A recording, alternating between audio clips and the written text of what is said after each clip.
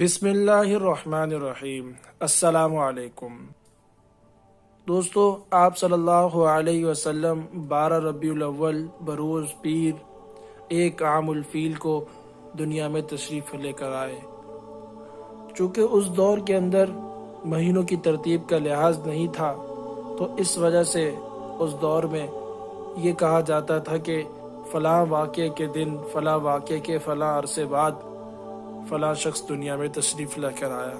عام الفیل وہ سال ہے جب یمن کے بادشاہ ابرہہ نے مکہ کو مٹانے کے لیے مکہ پر حملہ کیا۔ اس کی تفصیل ہم بیان کر چکے ہیں، اس کو جاننے کے لیے آپ ہمارے چینل کو وزٹ کر سکتے ہیں۔ علماء کے مطابق اس واقعہ عام الفیل کے 15 دن بعد آپ صلی اللہ علیہ وسلم کی ولادت ہوئی۔ حضرت محمد صلی اللہ علیہ وسلم کے والد کا نام عبداللہ اور ان کی والدہ کا نام آمنہ بنت وہب تھا۔ حضور صلی اللہ علیہ وسلم کی ولادت سے پہلے ہی آپ صلی اللہ علیہ وسلم کے والد عبداللہ کا انتقال ہو گیا تھا، اور آپ ابھی 6 سال کے تھے، ان کی والدہ بھی دنیا سے رخصت ہو گئی۔ اس کے بعد 8 سال تک، یعنی 2 سال اور، ان کے دادا عبد المطلب نے ان کی پرورش کی۔ 8 سال کی عمر میں ان کے دادا کا سایہ بھی ان سے ہٹ گیا۔ پھر اس کے بعد جوانی تک آپ اپنے چچا ابو طالب کی کفالت میں رہے۔ جس رات آپ صلی اللہ علیہ وسلم دنیا میں تشریف لائے تو اللہ رب العزت نے بہت سے معجزات دنیا کو دکھائے، جیسے فارس کا آتش کدہ جس میں 1000 سال سے آگ جل رہی تھی، وہ اچانک بجھ گئی، اور کسریٰ کا محل 2 حصوں میں تقسیم ہو گیا۔ 14 کنگرے ٹوٹ کر زمین پر گر پڑے۔ دریائے ساوا جو صدیوں سے خشک پڑا تھا، اس میں پانی آ گیا، اور دریائے سماوا جس میں ہمیشہ سے پانی ہوتا تھا، وہ کچھ دن کے لیے خشک ہو گیا۔ جتنے بھی دنیا میں بت گدے تھے، وہ سب کے سب بت منہ کے بل گرنے لگے، اور دنیا میں جتنے بھی بادشاہوں کے تخت تھے، ان کے پائے ٹوٹنے کی وجہ سے وہ تخت زمین پر گرنے لگے۔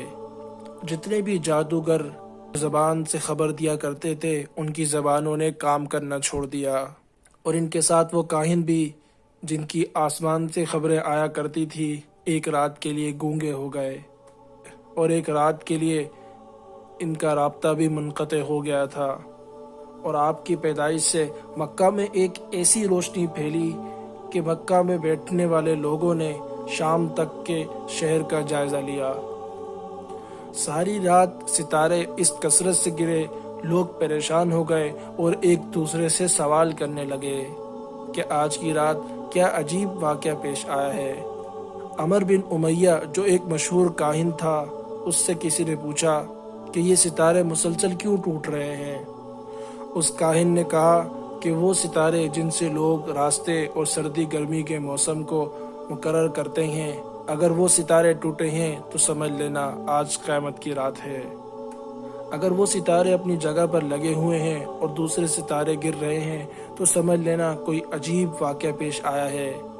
جب لوگوں نے دیکھا کہ وہ ستارے اپنی جگہ موجود ہیں تو لوگ سمجھ گئے کہ آج کی رات کوئی عظیم واقعہ پیش آیا ہے۔ تاریخ یہ بھی بتاتی ہے کہ آسمان سے فرشتوں کی جماعتیں زمین کی طرف تسبیح پڑھتے ہوئے آ رہی تھی۔ اس غیر معمولی واقعات کو دیکھ کر جہاں انسان حیران تھے، وہاں شیطان بھی پریشانی میں تھا۔ اس نے اپنے چیلوں کو جمع کیا اور ان سے کہا، پتہ کرو کہ ماجرا کیا ہے۔ شیطان کے چیلوں نے پوری دنیا گھومی اور صبح کے وقت ناکام واپس لوٹے، اور شیطان کو بتایا کہ انہیں کچھ پتہ نہیں چلا۔ اس کے بعد شیطان نے خود نکلنے کا فیصلہ کیا۔ سوچا کہ آسمان پر جا کر دیکھتا ہوں کہ فرشتوں میں کیا بات چل رہی ہے۔ اس وقت شیطان کو 4تھے آسمان تک کی رسائی حاصل تھی، لیکن آج 4تھے آسمان تک تو کیا، آج پہلے ہی آسمان پر فرشتوں نے روک لیا اور شیطان کو بھگا دیا۔ اس کے بعد وہ زمین کی سیر کے لیے نکلا اور حرم کی سرزمین میں داخل ہونے کی کوشش کی، لیکن وہاں بھی فرشتوں نے اسے روک لیا۔ اس کے بعد وہ مکے کی پچھلی جانب جبل نور پر پہنچا، جہاں غار حرا ہے، اور جہاں حضور اکرم صلی اللہ علیہ وسلم پر پہلی وحی نازل ہوئی تھی۔ وہاں اس نے اپنے آپ کو ایک چھوٹی سی چڑیا کے روپ میں تبدیل کیا اور پھر حرم میں داخل ہونے کی کوشش کی۔ اس مرتبہ حضرت جبرائیل علیہ السلام نے اسے پہچان لیا اور وہاں سے بھگا دیا۔ شیطان نے حضرت جبرائیل علیہ السلام سے پوچھا کہ اے جبرائیل، آج ایسا کیا واقعہ پیش آیا ہے کہ مجھے آسمان پر بھی جانے سے روک لیا گیا اور حرم میں بھی داخل ہونے کی اجازت نہیں دی جا رہی؟ حضرت جبرائیل علیہ السلام نے فرمایا کہ آج ایک انتہائی مقدس رات ہے، سرکار دو عالم حضرت محمد صلی اللہ علیہ وسلم کی ولادت کی رات ہے، اس لیے تجھے اس مقام پر داخلے کے لیے روک دیا گیا ہے۔ شیطان نے جبرائیل علیہ السلام سے پوچھا، اچھا یہ تو بتا دو، اس پیدا ہونے والے بچے پر میرا بس چلے گا یا نہیں؟ میں انہیں بہکا سکوں گا یا نہیں؟ حضرت جبرائیل علیہ السلام نے کہا کہ اس نور پر تمہارا کوئی بھی حق نہیں چلے گا۔ پھر شیطان نے کہا، کیا ان کا کلمہ پڑھنے والے میرے بہکاوے میں آ جائیں گے؟ تو حضرت جبرائیل علیہ السلام نے فرمایا، اے شیطان، رسول تو رسول، ان کے کلمہ پڑھنے والے پر بھی تمہارا بس نہیں چلے گا جب تک کہ اس کے دل میں اس دنیا کی محبت پیدا نہ ہو جائے۔ اگر دنیا کی محبت پیدا ہو گئی تو شیطان اسے بہکاوے میں لے آئے گا۔ حضور صلی اللہ علیہ وسلم کی والدہ جناب آمنہ کہتی ہیں کہ دوران حمل مجھے کوئی گرانی یا تکلیف محسوس نہیں ہوئی، نہ کوئی ایسی تکلیف ہوئی جو عرب کی عورتیں بیان کیا کرتی تھی۔ آپ فرماتی ہیں کہ میں اور فاطمہ بنت اسد کمرے میں بیٹھی تھی کہ اچانک کمرے کی روشنی میں ایک اضافہ ہونے لگا اور ایسا لگا کہ یہ کمرہ اچانک آنکھوں سے پوشیدہ ہوتا جا رہا ہے۔ جناب فاطمہ بنت اسد یہ منظر دیکھ کر گھبرا گئی، فوراً سے اٹھیں کہ گھر کے مردوں کو جا کر بتائیں۔ جا کر ابو طالب کو آواز دی اور جو منظر دیکھا تھا انہیں کے سامنے بیان کر دیا۔ انہوں نے کہا کہ گھبراؤ مت، یہ سارا منظر اس کی وجہ سے ہے جو دنیا میں تشریف لے کر آنے والا ہے۔ حضرت آمنہ کہتی ہیں کہ جیسے ہی فاطمہ بنت اسد کمرے سے باہر نکلیں تو مجھے ایک سفید پرندہ نظر آنے لگا۔ عجیب بات یہ ہے کہ مکان کی چھت بھی غائب ہو گئی ہے اور ہر طرف اتنا نور ہے کہ میرے ارد گرد تمام چیزوں کو اس نور نے غائب کر دیا ہے، گویا کہ اب میں 7ویں آسمان تک کا مشاہدہ کر رہی ہوں۔ جناب آمنہ کہتی ہیں کہ اس وقت ایک سفید پرندہ آیا جس نے اپنے جسم کو میری پیشانی کے ساتھ مس کیا۔ جیسے ہی اس پرندے نے میری پیشانی کے ساتھ اپنا جسم مس کیا تو پورے کمرے کا نور میری پیشانی میں جمع ہو گیا اور جناب آمنہ نے آسمانوں کا نظارہ کر لیا، اور اس کے بعد ان کو اپنا کمرہ دوبارہ نظر آنے لگا۔ جناب فاطمہ بنت اسد بھی اس وقت دوبارہ کمرے میں تشریف لا چکی تھی۔ جناب آمنہ کہتی ہیں کہ اس وقت 4 عورتیں میرے پاس آئیں جن کے ہاتھ میں شیشے کے گلاس اور صراحیاں تھیں۔ انہوں نے مجھے سلام کیا اور کہا کہ ہم جنت کی حوریں ہیں، ہم حکم پروردگار سے آپ کے پاس تشریف لے کر آئی ہیں، یہ جنت کا شربت ہے، اسے نوش فرما لیں۔ حضرت آمنہ نے وہ شربت پیا تو ایک لمحے کے لیے وہ دنیا سے غافل ہو گئیں، اور جیسے ہی ہوش میں آتی ہیں کہ وہ دیکھتی ہیں کہ ان کا بچہ اس انداز میں ان کے پاس موجود ہے کہ سجدے کی حالت میں ہے، بایاں ہاتھ زمین پر ہے اور دایاں ہاتھ آسمان کی طرف بلند ہے، اس کی پیشانی خانہ خدا کی طرف ہے۔ جیسے ہی پیشانی اٹھی تو میں نے اس روشنی میں ایک طرف یمن کو اور ایک طرف کسرا کو دیکھا اور تیسری طرف ایران کے محلات کو دیکھا جو کہ ہماری آنکھوں کے سامنے آ گئے۔ جناب آمنہ کہتی ہیں کہ مجھے پتہ بھی نہ چلا کہ بچہ کس وقت دنیا میں تشریف لے کر آیا۔ جیسے ہی اس بچے نے سر اٹھایا ہم نے اس روشنی سے یمن کے محل دیکھے اور دوسری طرف شام کے علاقے کو دیکھا اور تیسری جانب ایران کے محلات ہماری آنکھوں کے سامنے آ گئے۔ حضرت آمنہ کہتی ہیں کہ میرے یہاں بچے کی ولادت ہوئی اور مجھے پتہ بھی نہ چلا کہ یہ کس وقت دنیا میں تشریف لے آئے۔ اس کے بعد مسلسل میرے کانوں میں لوگوں کے سلام کی آوازیں آنے لگیں، السلام علیکہ یا محمد، السلام علیکہ یا محمد۔ میں نے ان 4 حوروں سے پوچھا کہ یہ کون لوگ ہیں جو سلام کر رہے ہیں؟ انہوں نے کہا کہ یہ فرشتوں کی ٹولیاں ہیں جو آپ کو سلام پیش کر رہی ہیں۔ اس کے بعد ان حوروں نے کہا کہ ہم اس امانت کو حضرت جبرائیل اور میکائیل کے حوالے کر کے واپس جا رہی ہیں۔ ان 4 میں سے ایک حور نے اس بچے کو اپنے ہاتھ میں لیا، پھر آنے والے ایک نوجوان کی گود میں ڈال دیا۔ حضرت آمنہ کہتی ہیں کہ مجھے بتایا گیا کہ یہ حضرت جبرائیل علیہ السلام ہیں اور ان کے ساتھ حضرت میکائیل علیہ السلام ہیں، اور دونوں کے ہاتھ میں جنت کے پانی سے بھرے ہوئے لوٹے تھے۔ انہوں نے اس پانی کو اس بچے پر ڈالنا شروع کر دیا اور فرمایا کہ اے آمنہ، اس بچے کو اس پانی کی ضرورت نہیں ہے، یہ تو پاک و پاکیزہ ہیں، اسے غسل کرنے کی ضرورت نہیں ہے، مگر ہم نور کی زیادتی کے لیے اس پانی سے غسل دے رہے ہیں۔ جناب آمنہ کہتی ہیں کہ میں نے دیکھا کہ بچہ ختنہ شدہ ہے اور ناف کٹی ہوئی ہے اور پاک اور پاکیزہ ہے، اور حضرت جبرائیل اور میکائیل اسے نہلا کر ابھی فارغ ہی ہوئے تھے کہ اچانک آسمان سے ایک سفید رنگ کا بادل نمودار ہوا اور اس نے اس بچے کو چھپا لیا۔ اس کے بعد کسی نے میرے کان میں کہا کہ اسے لے جاؤ، دنیا کے پہاڑ اور جنگلات دکھاؤ، اور ہر ایک سے کہو کہ یہ تمہارا سردار اور آقا ہے اور تمہیں اس کی اطاعت کرنی ہے۔ ایک لمحے بعد وہ سفید بادل چلا گیا اور بچے کو میں نے ہرے کلر کی ایک چیز میں پایا۔ مجھے نہیں پتا کہ وہ کیا چیز تھی، اور بچے کے ہاتھ میں 3 چابیاں ہیں، اور کسی نے بآواز بلند ہو کر کہا اس میں سے ایک چابی فتح و نصرت کی ہے اور دوسری چابی دنیا کے نفعات کی ہے، جو اس کے ساتھ چلے گا وہ نفع حاصل کرے گا اور جو اس سے منہ موڑے گا وہ نقصان اٹھائے گا۔ تیسری چابی نبوت کی چابی ہے۔ بس حضور صلی اللہ علیہ وسلم پر نبوت ختم ہو گئی کہ اس کے بعد کوئی نبی دنیا میں نہیں آئے گا۔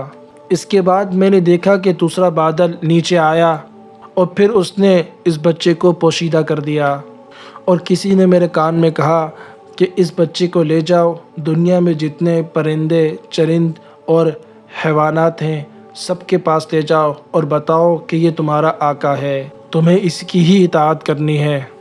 تھوڑی دیر بعد وہ بادل بھی ہٹ گیا اور میرا بچہ اسی انداز میں لیٹا ہوا ہے، اور اب میں نے دیکھا کہ اس کے سرہانے 3 آدمی کھڑے ہیں۔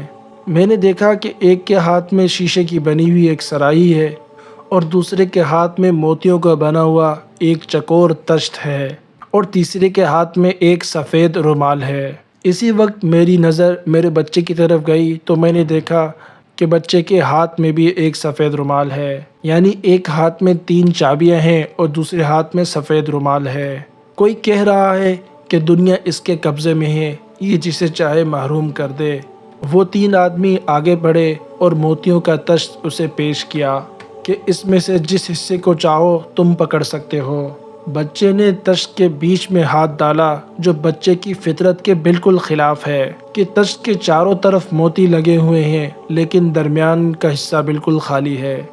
پکارنے والے نے پکار کر کہا کہ اس نے دنیا میں خانہ کعبہ کا انتخاب کر لیا ہے۔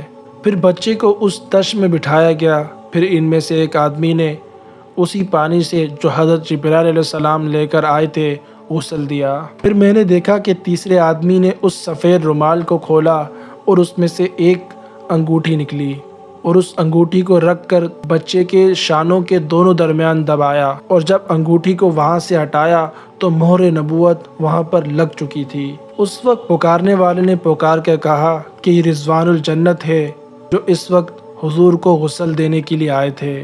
اس کے بعد میں نے دیکھا کہ یکا یک یہ تینوں اس مکان سے غائب ہو گئے۔ جناب آمنہ کہتی ہیں کہ اس دوران جبکہ میرے کمرے میں معجزات پیش آ رہے تھے، دوسری طرف مکہ کی سرزمین میں بھی خلبلی سی بچ گئی تھی کہ صبح کا وقت ہے، مکے کے کافر اپنے گھروں میں آرام کر رہے ہیں۔ حکم پروردگار سے دنیا میں 4 جھنڈے بھیجے گئے۔ اس میں سے ایک جھنڈا کوہ کاف پر لگایا گیا، دوسرا جھنڈا کوہ ابو قبیس پر لگایا گیا، تیسرا جھنڈا خانہ کعبہ کی چھت پر لگایا گیا، اور چوتھا جھنڈا بیت المقدس پر لگایا گیا۔ جبرائیل علیہ السلام اس وقت جنت سے ایک قندیل اور ایک جمادان جھالر لے کر آئے اور اسے کعبے کی چھت پر لٹکا دیا، اور پروردگار کی طرف سے یاقوت سے بنا ہوا بستر حضرت عبدالمطلب کے گھر بھجوایا گیا۔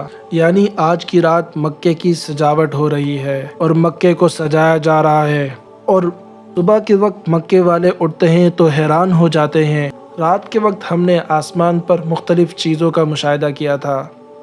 کعبے کی چھت پر قندیل کیسے آئی؟ کعبے پر لٹکنے والا اتنا خوبصورت جھالر کہاں سے آیا؟ اور یہ جھنڈے کون لگا کر گیا ہے؟ اور جب حضرت عبدالمطلب کے گھر میں یاقوت کا سرخ خیمہ دیکھا تو اکثر سرداران مکہ کے دل میں حسد کی آگ اٹھنے لگی۔ جو چیز بھی ہے وہ عبدالمطلب کو ہی مل رہی ہے، جو نعمت ہے وہی ان کو مل رہی ہے۔ جو حسد زمزم کے کھودتے وقت پیدا ہوا تھا، اس حسد میں مزید اضافہ ہو گیا۔ غرض یہ کہ جب رات ختم ہوئی تو رسول خدا کی ولادت ہو چکی تھی اور آسمان جگمگا رہا تھا، اور حضرت عبدالمطلب حضور صلی اللہ علیہ وسلم کے دادا اپنے مکان میں انتظار کر رہے ہیں کہ ان کی بہو کیا خبر لاتی ہیں۔ دوسری طرف پورے مکہ والے خانہ کعبہ کے ارد گرد جمع ہونا شروع ہو گئے۔ ایک یہودی عالم بے قراری سے وہاں ٹہل رہا ہے اور ہر ایک سے سوال کر رہا ہے کہ کل تمہارے یہاں کسی بچے کی ولادت تو نہیں ہوئی؟ سب لوگ اسے پاگل سمجھ رہے ہیں کہ اس سوال کا آخر مقصد کیا ہے۔ اس نے کہا کہ میرا علم اس بات کی گواہی دے رہا ہے کہ کل مکہ میں ایک بچہ پیدا ہوا ہے، تو بس بنی اسرائیل سے پیغمبری ختم ہو گئی ہے۔ یہودیوں کے لیے ہمیشہ ہمیشہ کے لیے ذلت ان کا مقدر بن چکی ہے۔ مجھے تو بس اسی بات کی پریشانی ہے۔ وہ اس بے چینی سے ٹہل رہا تھا کہ میرا قبیلہ ہمیشہ ہمیشہ کے لیے محروم ہو رہا ہے اور پیغمبری ہم میں سے ختم ہونے والی ہے۔ وہ یہودی عالم بار بار آتا ہے اور کہتا ہے کہ خدا کے لیے بتا دو کہ تمہارے یہاں کسی بچے کی ولادت تو نہیں ہوئی؟ تو ہر ایک نا میں جواب دیتا ہے۔ تو وہ آخر میں گھبرا کر کہتا ہے کہ کوئی یہاں آنے سے باقی تو نہیں رہا؟ تو انہوں نے کہا کہ انتظار کرو، ابھی سردار مکہ آنے والے ہیں، جب وہ آئیں تو ان سے سوال کرنا، باقی سب تو یہاں موجود ہیں۔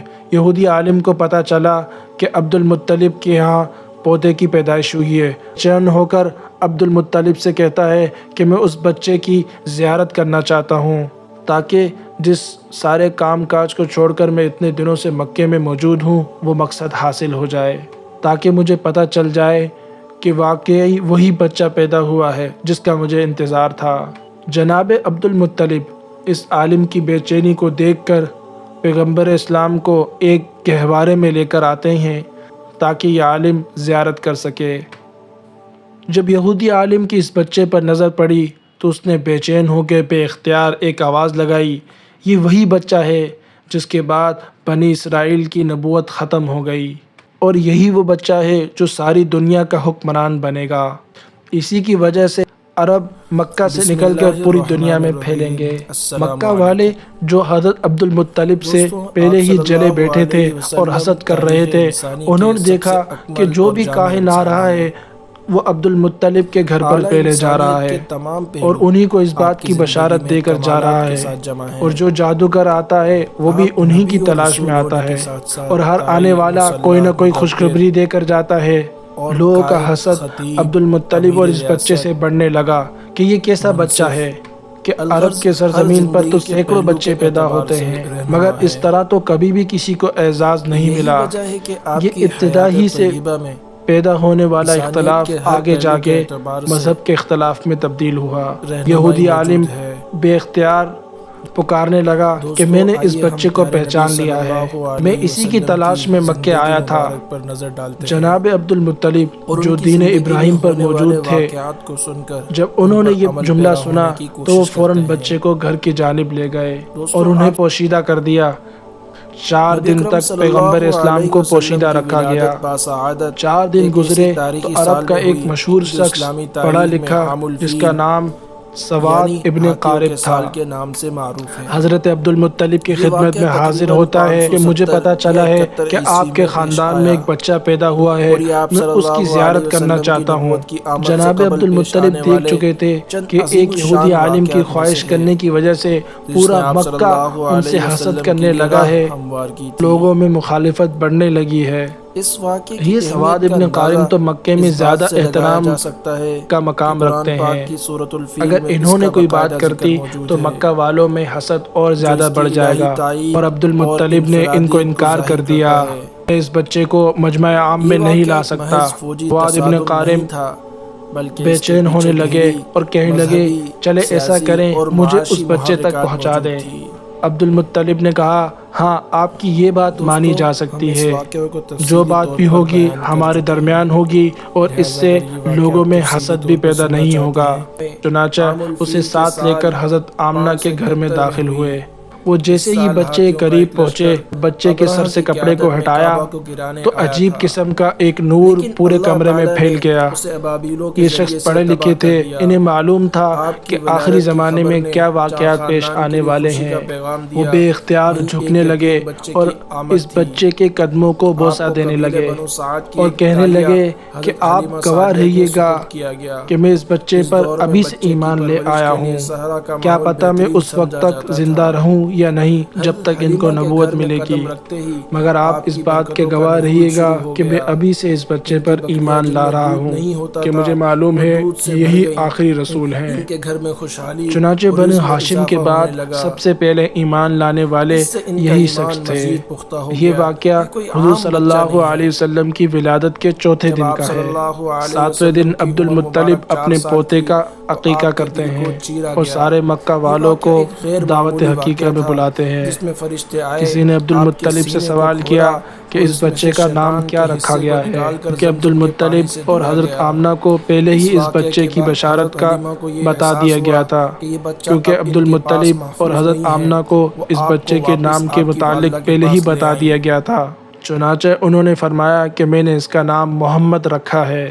عرب کی سرزمین پر یہ نام بہت مختلف اور نیا تھا، آج تک کسی نے یہ نام نہیں رکھا تھا۔ نام کا مطلب یہ تھا کہ وہ شخص جس کی تعریف کی جائے۔ مکہ والے عبد المطلب سے کہنے لگے کہ آپ نے یہ کیسا نام رکھا ہے، ایسا نام تو تاریخ میں کبھی بھی پہلے کسی نے نہیں رکھا۔ عبد المطلب جواب میں کہتے ہیں کہ میری بھی یہی تمنا ہے کہ پوری دنیا اس بچے کی تعریف کرے، اس لیے میں نے یہ نام رکھا ہے۔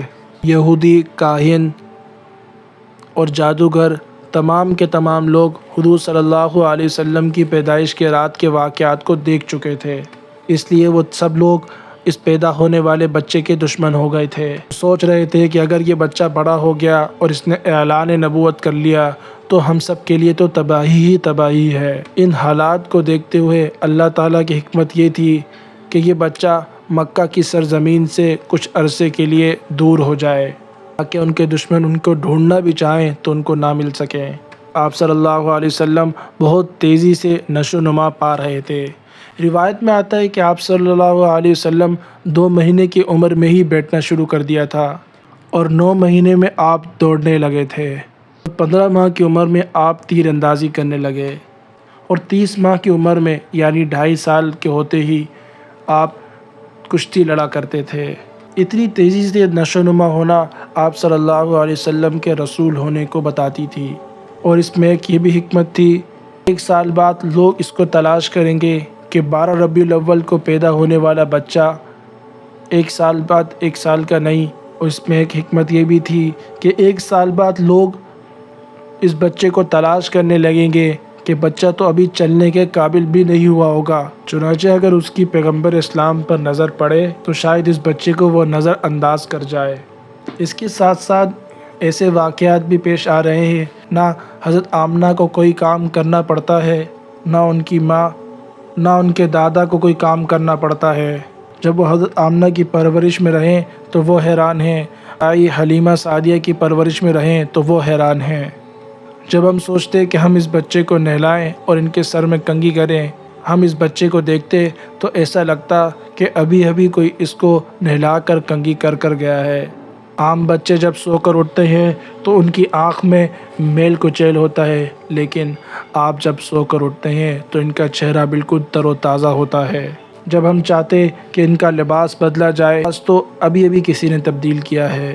حتیٰ کہ آپ صلی اللہ علیہ وسلم جس بھی گھر میں جاتے وہاں برکتیں نازل ہونا شروع ہو جاتی۔ حتیٰ کہ ان کی والدہ کہتی ہے کہ ہم نے کبھی بھی ایسا کوئی نشان ان کے بچپن پہ نہیں دیکھا جو عام طور پہ بچوں کے کپڑوں پر لگا ہوتا ہے۔ غرض یہ کہ سارے کے سارے کام پروردگار عالم مصلحت سے پیش آ رہے ہیں، مگر دشمنوں کا گروہ آپ کی مسلسل تلاش میں ہے۔ اسی مصلحت کی وجہ سے ان کے دادا عبد المطلب اس بچے کو مکہ سے کہیں اور منتقل کرنا چاہتے ہیں، خاص طور پر اس موقع پر جب پتہ چلا کہ مکہ کے یہودی آتے ہیں اور خبریں معلوم کرتے ہیں اس بچے کے متعلق۔